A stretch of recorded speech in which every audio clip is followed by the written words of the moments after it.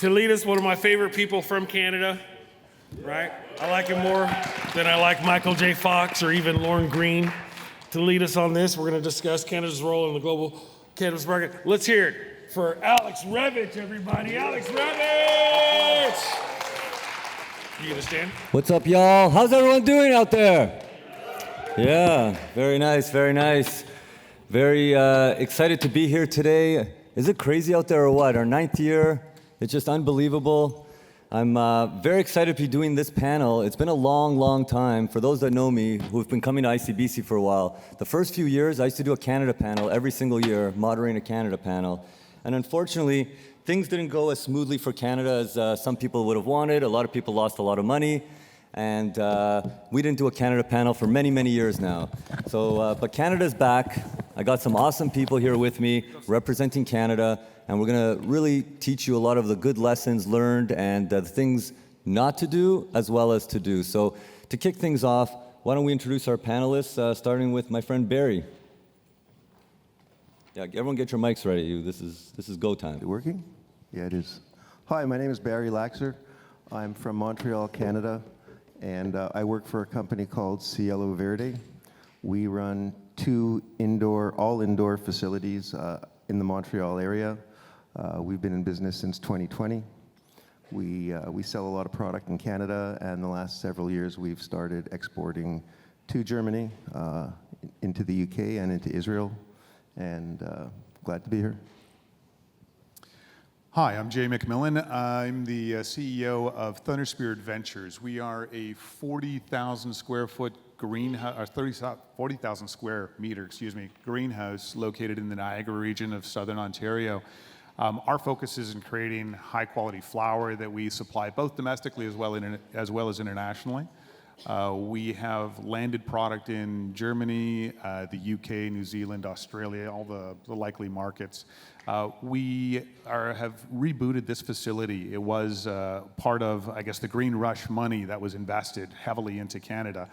We were able to get it up and running and started back in 2025 and have been moving product out into the market for some time. I'm also on the board of directors. I'm the chairman of the board for Christina Lake Cannabis, which is an outdoor grow and extraction company based in British Columbia. Hi, my name is Christopher Crosby. I'm the founder and chief operating officer of Atlantic Cultivation.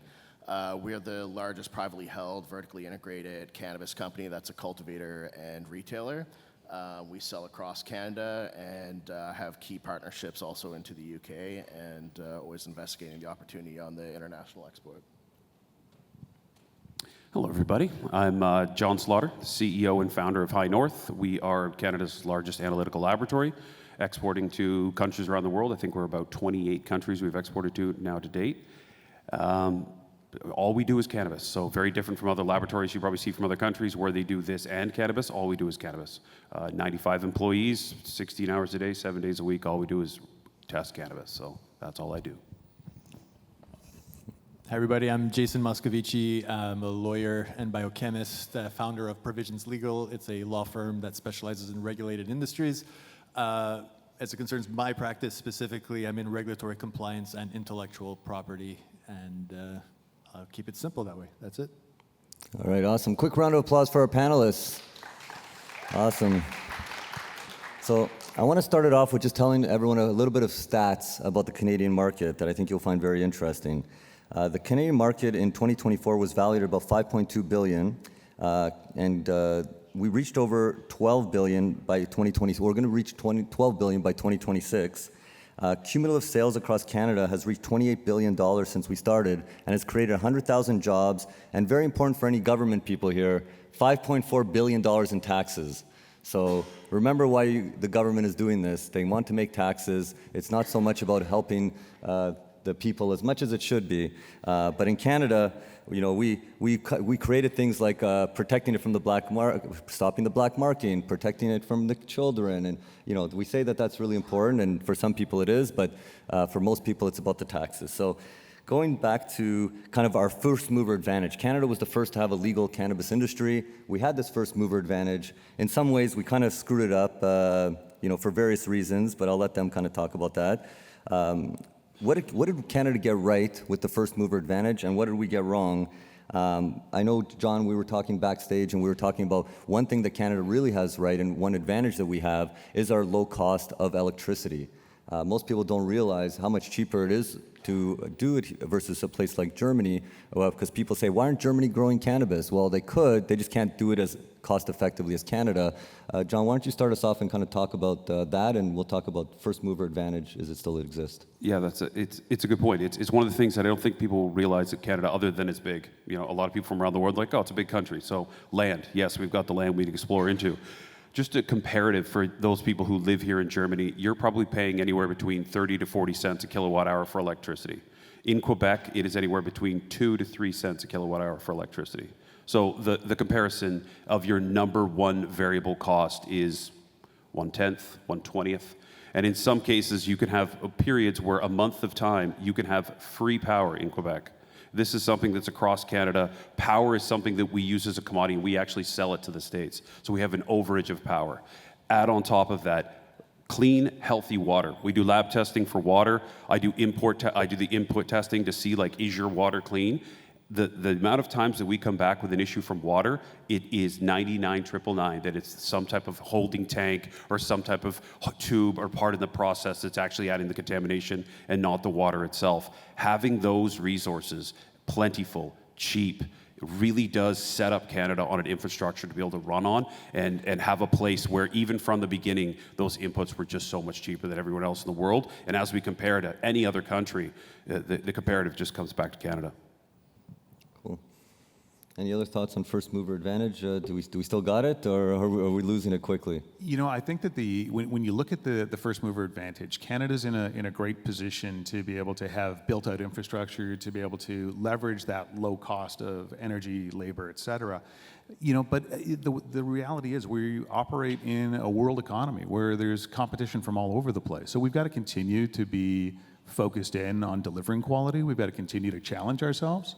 But having said that, you know, we're there now, right? So as opposed to having to build up and to sort out how to be able to have that quality product, the quality product is there. The question is, can we maintain that, right? And that's going to be important over the long haul for sure. Okay. Yeah, touching on some points that I've mentioned, you know, maybe there's been some mistakes in the early ages of the legalization period for Canada, but you know, we do have the capital invested into the infrastructure across Canada that allows for us to monetize pre-existing real estate much cheaper on the, you know, consumable and energy and labor side than a lot of countries. But the capital investment that's required to build these facilities and the intense mechanical and electrical that goes into it, in the early moving advantage that we had in Canada was a substantial amount of capital risk to the capital markets, to private equity, and we have those facilities built. And the reality is today, there are mistakes that have been made, and there's facilities that are vacant and they don't monetize their canopy space, but they are available. So when you look at other countries that haven't put that significant amount of capital investment into their country to build these complex facilities, it makes a lot of times most likely more sense to monetize the real estate that's pre-existing and vacant there. Sure.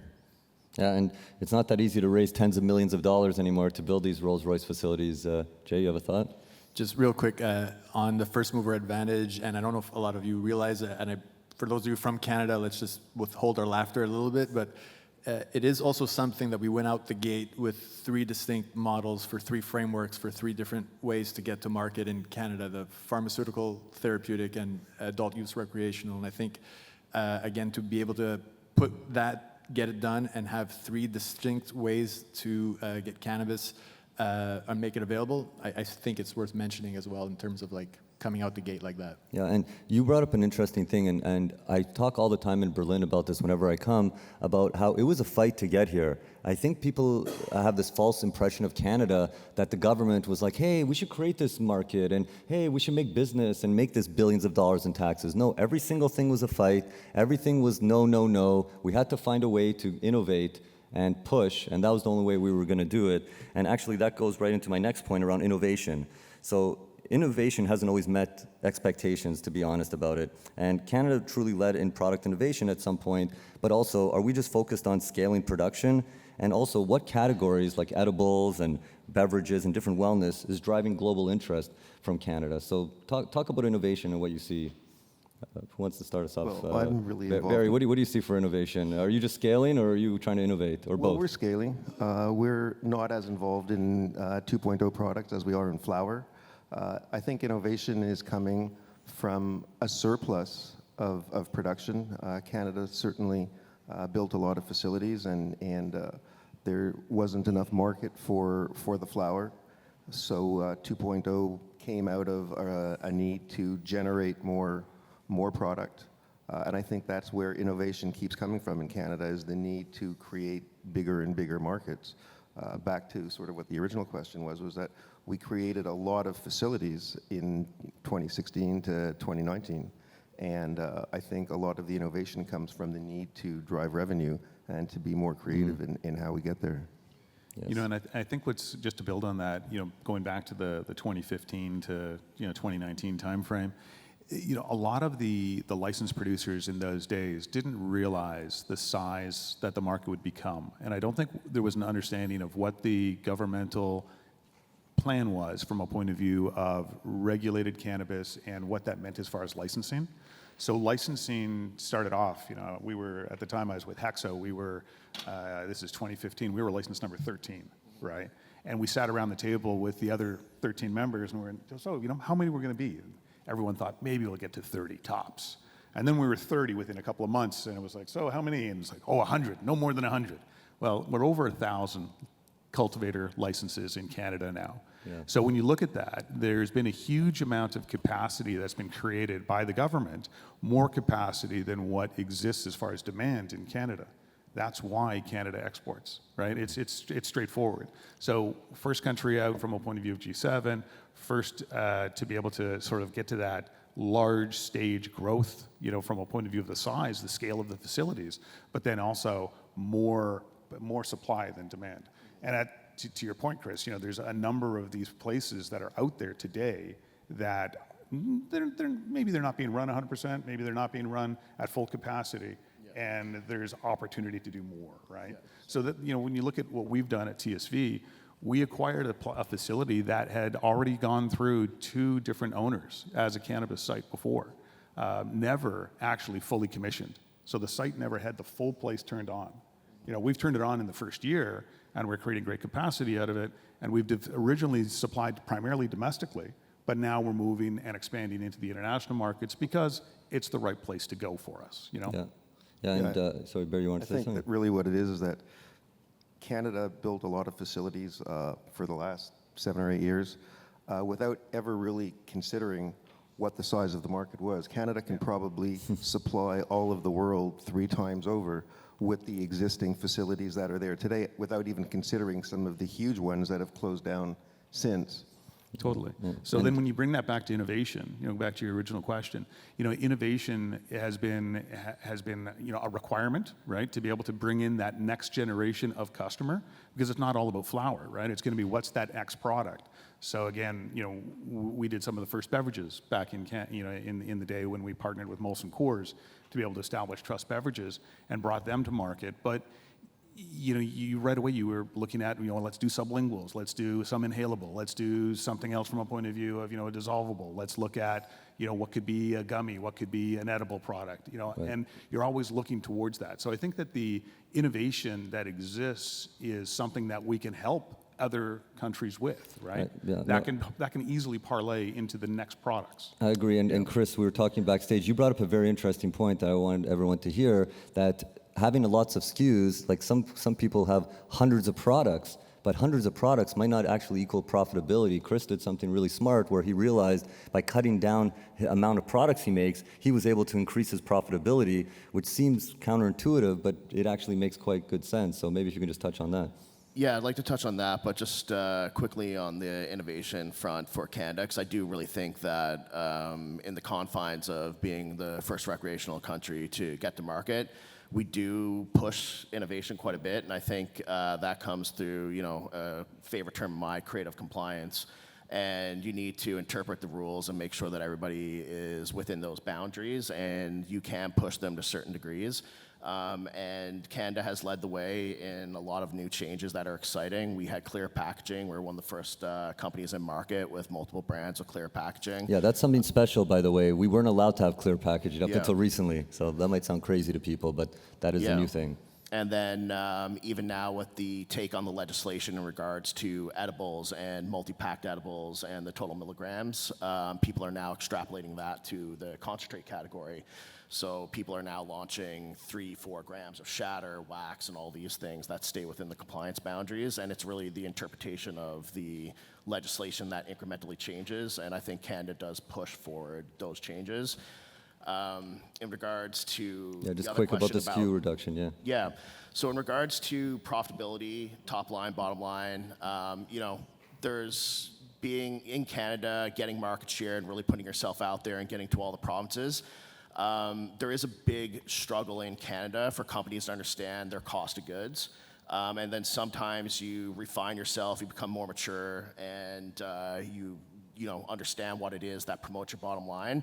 And we, in 2025, Atlantic Cultivation had to eliminate about 30% of its SKUs across Canada, which significantly reduced our revenue. But by the end of it, at the end of 2025, was the most profitable year that we had because we understood where we succeed at most, and where we have margin in the products that we want to promote and compete in. And that can be hard, especially as a founder and entrepreneur and a new company in a new industry. Sometimes it's hard to look at the SKU rationalization you have across Canada and eliminate 30% of it. But at the end of the day, when you're selling a unit and it takes $1 from your bottom line, it's not the right decision. Yeah. And you really need to understand your cost of goods basis and understand where you need to compete with and understand the margin you need to support. Like the business metrics, for sure. And when you do innovation, it's not, you come up with a great idea, but then you need John over there to make sure he can test it, and then Jay over there to make sure that he can actually put a patent on it or protect it and make sure that it's legal. So Jay, you have a thought? I saw you were going to say something, and then John. Oh, just real quick. Just in the news and also like in the trades, and you look at there's a lot of chatter about Canada, exporting cannabis and not necessarily importing to the same volume. That's our next topic, by the way. And so, yeah, and the thing is that we export cannabis, we export know-how, but we're also kind of like a petri dish for innovation and technology that we import. So that's a lot of things that doesn't get discussed or talked about is how much technology and cross-pollination of ideas that we import. It might have started here. There's someone who runs with the ball, let's say, in another jurisdiction, and then innovation happens, and then it gets imported back into Canada and gets implemented. And we do have a nice petri dish where you can test ideas real time in the market, whether it's brands or technology throughout the whole supply chain, even new product categories. And I do find that adds to what is the Canada of the the Canada of the future as it concerns cannabis, is this idea of we need and we willingly seek out technical solutions to problems and also new product categories and so on. So it in terms of where the industry started and where it's going, I kind of think that's a great great avenue that still remains to be studied. And speaking of testing, what do you think about that? So it's analytically we can see it, and I think that's the point that we've hit here in Canada, is that we have already gone through this part of going from good to great, and there's someone in the crowd, I'm talking about you, but they bought a facility that had been owned by other people for years. Analytically, I can see that a new owner is in that facility. The flower's better. It is more consistent. The air bands are so much tighter inside of that product. You can tell the person inside of there is a completely different owner who's taken the facility, and the right ass is in the right seat. There's no other way of saying it. Someone, Chris jumps into a facility, he could jump into a new spot and be like, change this, all of a sudden this. Analytically, I will see that. I will see the flower begin to be more consistent. You'll see the THCs go up. You'll see the, whatever it be, the terpenes, whatever you're looking at for your analytic, but it just becomes more consistent. And I think that curve that we have gone through, both on kind of an operational side, on a kind of a human resource side, to add to those facilities, it really brings it all together, that now you're really seeing an unbelievable amount of kilograms coming from these facilities at such consistency, batch after batch after batch after batch. It's just analytically gorgeous, from my point of view. Consistency is like super important. not only for the Canadian market, but even for exports, which is what we're For the world. going to talk you, about right now. You name another country that can pull the amount of kilograms that we're pulling out with the consistency we're pulling out, it doesn't exist. There's nobody. You hear the conversation of like, oh, I need 100 kilograms every month on this. It must be this band. It must be this tested, whatever, everything. And you need the time to be perfect. You got one country. You got one country that's hitting those levels and hitting that consistency. So it's something we see analytically, and it's a proud moment for Canada. Sure, and when talking about exports, global exports and the market influence has been huge. Canada is in Australia, Germany, every market that exists, Canada is exporting to. The big question that people want to know, like how long will that last? Is that a short-term opportunity or is that long-term? A lot of production is being ready for this export opportunity, but is it a long-term advantage? And do Canadian LPs have a sustainable competitive advantage, or are local producers in other countries catching up? And we were talking backstage. I mean, Barry, you were saying, the Canadian market, as great as it is in many ways, and some people are making money, there's a very big challenge in selling in Canada. And I know, Barry, you with your brand Bud Lafleur are focusing on getting your brand worldwide now, more so than in Canada. So you feel like that is the opportunity for you, right? Well, I think for a lot of people, export brings a lot of opportunities. Canada, because it's so populated with great facilities, there's a lot of product. And in any marketplace where there's a large supply, price always becomes an issue. But to your original question is there sustainability and longevity in Canada? I think that there is, because of all the things that we've all said. Canada's been around for a while. It was the first country to be recreationally legal. There was a huge public market with available cash back in the days when our facilities were being built, with an expectation of a much higher market price for the flower.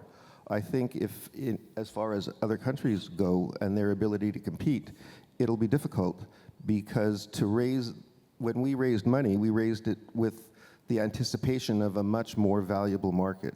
And at the world prices of cannabis today, I think most people would be loath to put 50 million or 70 million or 20 million or 100 million into a facility that'll never amortize. And to that extent, we're very fortunate that we have facilities that a lot of us were able to buy in second and third generations, and at least at the capital cost, we can all afford to amortize what we've bought and to use the cumulative experience that we've been able to gather over the last 7 or 8 years to continually produce better product in tremendously efficient and modern facilities, and to continue to produce products that I don't think will be so producible in other places in the foreseeable future. No, that's a very good point for sure. Anyone else, Jay? Yeah, I agree with you. We're lucky in that we've managed to be able to acquire facilities for pennies on the dollar, right? And that's a great entry, but it's still beholden upon all of us as the Canadian market to be able to produce a good quality product. It's a competitive world out there.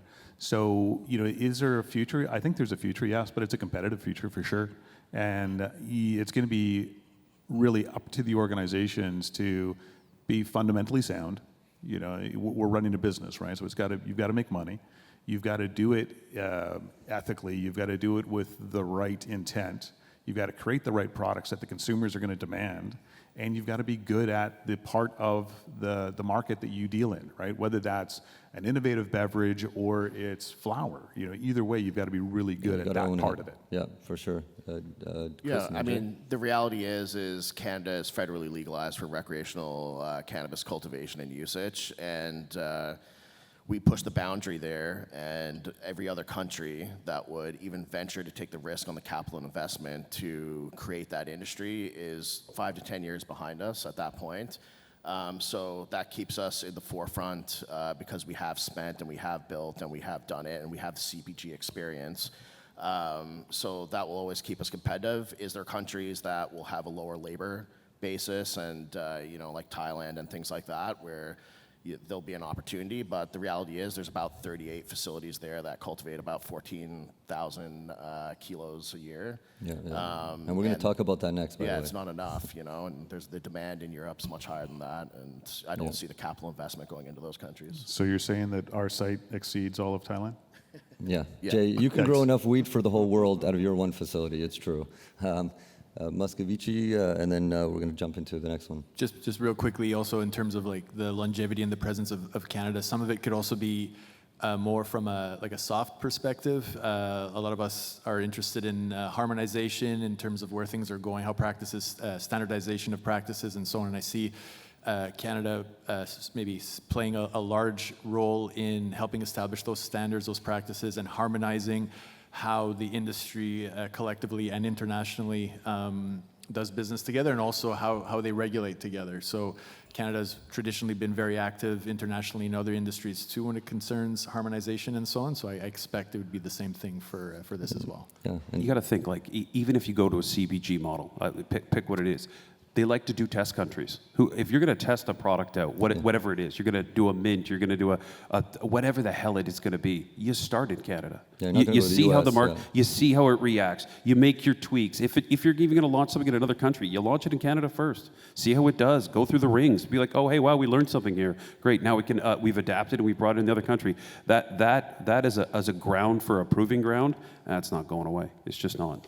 Yeah, no, that's an excellent point. And one thing we're doing to protect from these emerging markets, which we're going to get into, is moves like what High Tide did, where they're one of the largest retail chains in Canada, but they purchased a distributor in Germany to actually control that relationship, because right now Canadians are at the mercy of these relationships in Europe and in other places. And coming into our next topic is, can we protect ourselves from these emerging markets that have quote-unquote low-cost production? Thailand, Colombia. The way to protect ourselves is by owning that supply chain in Germany, so that you're choosing if you're going to get from Colombia and Thailand, rather than being at the mercy, and then maybe building brands. But we're going to get into that in a second. So in terms of protecting us from these emerging markets, what kind of things can we do? And the big kind of question, I know we were talking backstage about the USA, how is the USA, emerging market? It sounds silly to even call them that.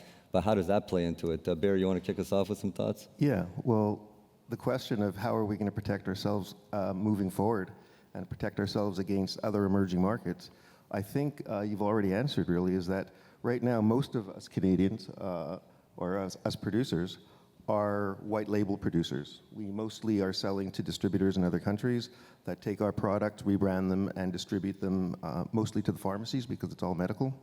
But I think what you'll probably see over the next not so long time, as we've seen with High Tide coming in and buying over Remexian, and as we've seen with Organogram and Sanity. Organogram and Sanity, I think what you're going to probably start to see, because Canada, it's a sophisticated country, and we're sophisticated manufacturers.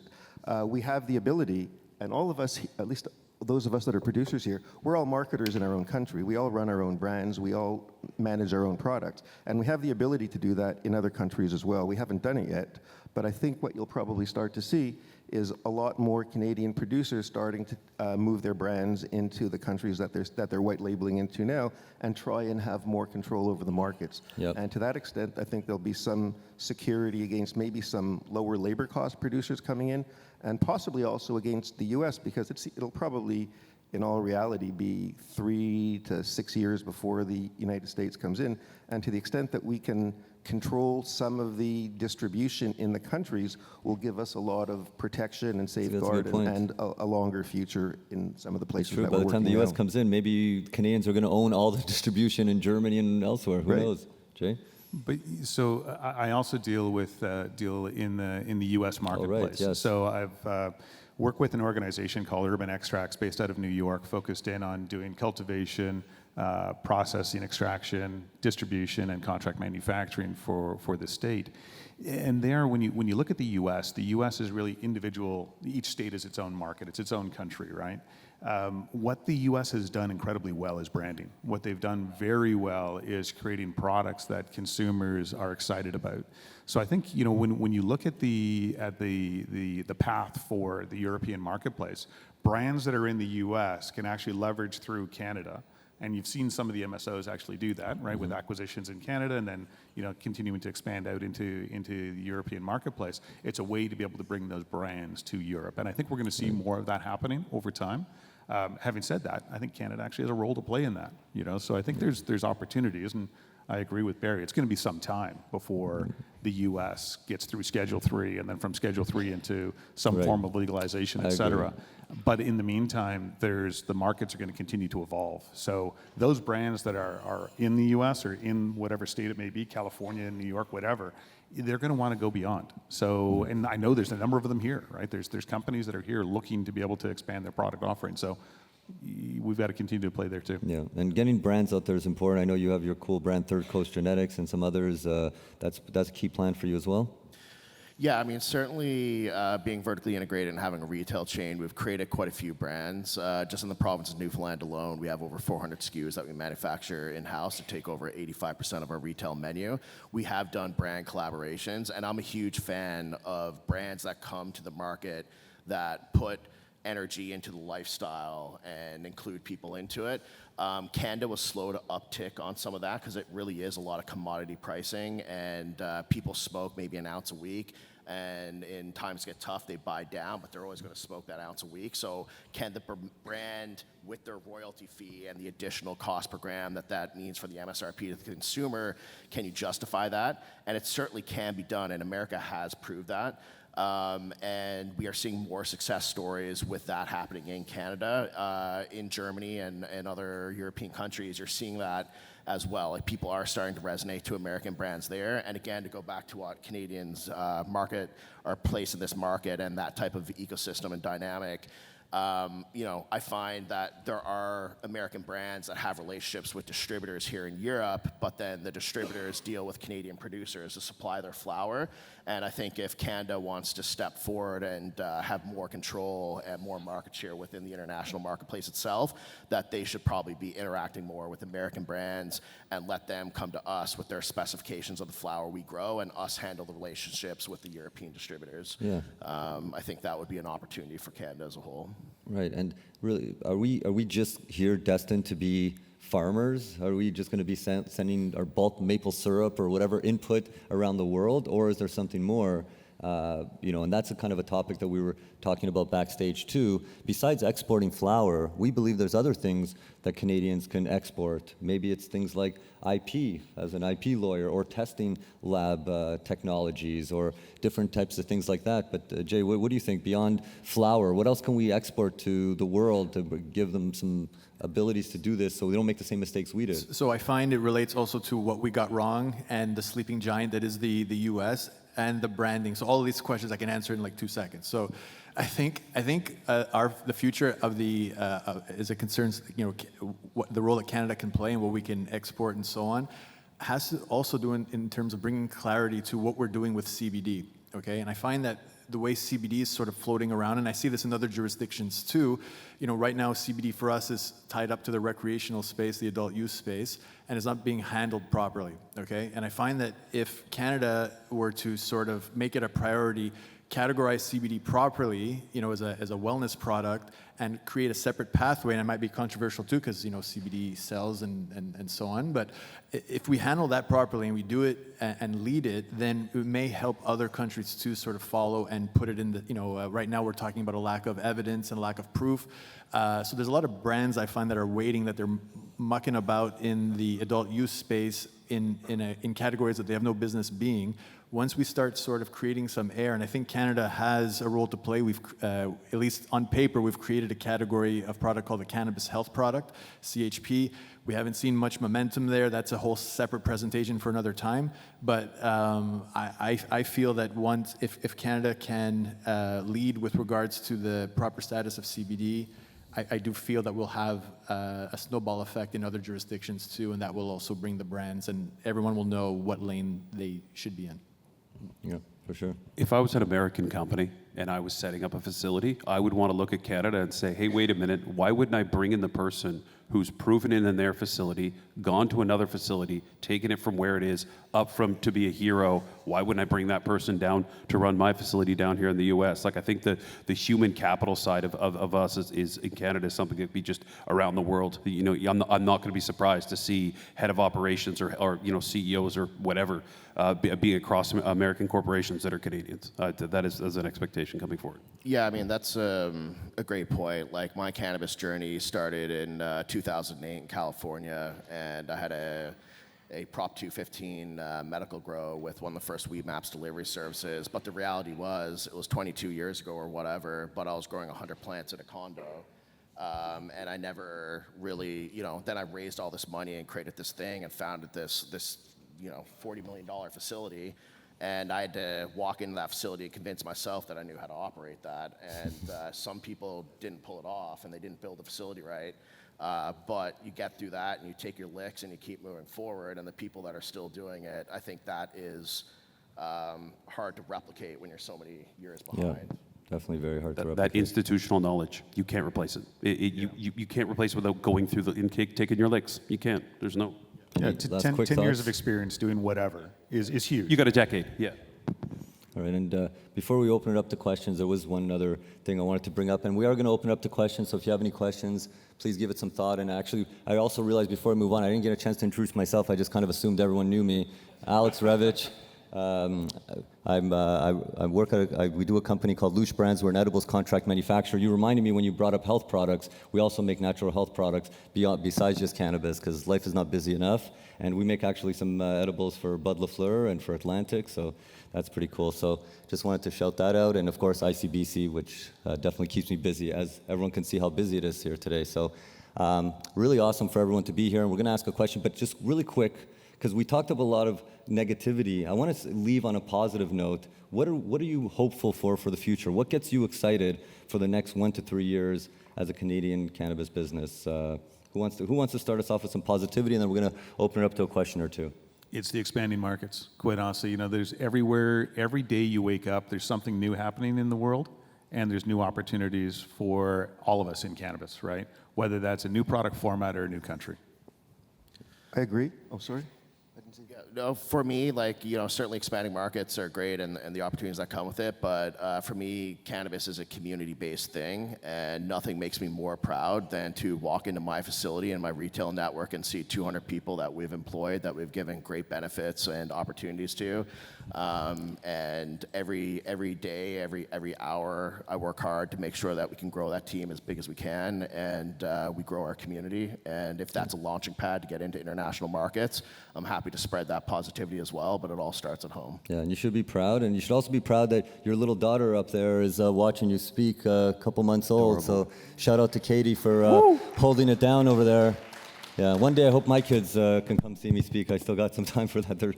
They're too old. They don't want to even see their dad speak. But anyways, John, what gets you excited? I think one of the things that I'm kind of excited about right now is just even the most recent couple of weeks inside of for Health Canada, the amount of licenses that have come out, new licenses that are second sites, that are expansions, that are taking people that are winning right now and watching them expand the winning. And then from my side of the lab testing, we're constantly being challenged by, hey, we need to be in Czechia, we need to be there in 2 weeks, or Poland, or UK, or Denmark, or you pick the country, 4 countries in Africa, 5 now. Every single time that every week goes by, there's a new country that comes up and more demand, and they're looking at Canada for it. So that's an exciting future. I'll grab it for 1 second. I think that what Canada really has to offer, and what's exciting over the next couple of years, is to sort of teach the lesson that we've learned difficultly in Canada, which is we've tried to create an industry and a CPG product, but we price it as a commodity.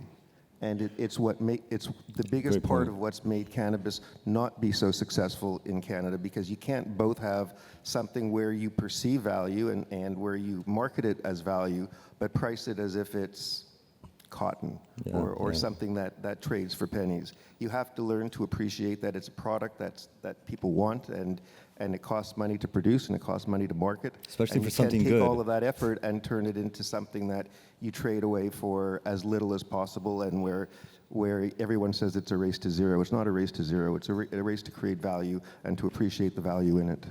Yeah, and I comment on this all the time. Like, anyone can grow cannabis. It's just a weed. I grow it in my backyard, but it's pretty crappy compared to some of these professionals who grow it. And the joke I make is my daughter makes music, but it doesn't sound like Paul McCartney. So anyone can make music, but it's probably not going to be very good. Same thing with cannabis. So yeah, something hopeful for the future. Yeah, just last thought on there's a lot of ups and downs in this industry and so on. But as we're fortunate enough to be able to participate in the international community and share thoughts and share positive and negative experiences. But we also get to share the fact that we're able to do directly what a lot of the international community can't. They have to continue to do. And I sit and I listen to these stories of how much people do indirectly what they can't do directly in this space, and we're able to do it directly. And I think if you keep that in mind and you have that perspective, it's a generally positive future. Yeah. I know, that's why it's important to come out to these conferences, because sometimes we get caught in our Canada bubble and it's so frustrating. We're always like, this sucks. And you come out to Germany and people are like, wow, you're so lucky. I wish we had like even 10% of what you had, and you're like, oh, wait a minute, actually, we do have some good stuff. So that's why it's important to come, and we're going to open it up to questions. First, round of applause for our panelists here. We've got time for one question, and so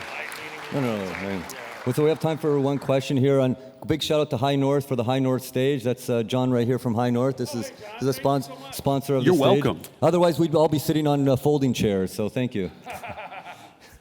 Thank you. All the way up there. Okay, you got the one question. Coming. What's up? Oh, shit. Hi. Even after all these years, the prohibitionist crowd in the United States is still powerful and well-funded and seems to be getting even more powerful and more well-funded. So my question is there a prohibitionist crowd that you have to fight every day in Canada? Or have they given up? Have you basically won that war? Prohibition is ended in Canada, first and foremost, so that's why we have this opportunity to be on this stage. Is there stigma in the communities? Potentially, but it's rare at this point. Cannabis is pretty well assimilated into most daily life, as long as you respect people's privacy and certain things like that. So prohibition really just doesn't exist in Canada anymore. Here's a little story for me that I've been doing this now 10 years. 10 years ago, started High North. The first 3 years, I told everybody I worked for a nutrition company. So let's just let that sink in. Last 7 years, I worked for a cannabis company, and people were like, wow, that's really cool. And it's, I don't know, sitting around the dinner table, guess whatever it is, the conversation is more, I'm interested. And then when there's a little moment at the side, they're like, hey, do you think it'll help me sleep? Or do you think it'll help my guts? Or do you think it'll help this? Like all of a sudden the question gets open. I feel like that stigma of prohibition, I don't realize it until I leave Canada. It's real when you leave Canada. In Canada, it's gone. Yeah, I would agree with you completely. When I first joined, the sector, for sure, it was a stigma. But now, honestly, it's widely accepted. It's not an issue. You're going to the cannabis store just like you're going to the coffee shop. Like, not a big deal. Well, actually, you have to remember in Canada, cannabis was, the idea of legalizing cannabis in Canada came from the federal government. So it wasn't fragmented like it is in the States, state by state. The federal government decided in 2016, I guess, that they were going to legalize it, and they legislated it. So there wasn't really a movement against it. It got passed in government, and that's how it became legal. One more point? No, we don't have any more time. Thank you so very much. Let's hear it again from the panel. Thank you very much.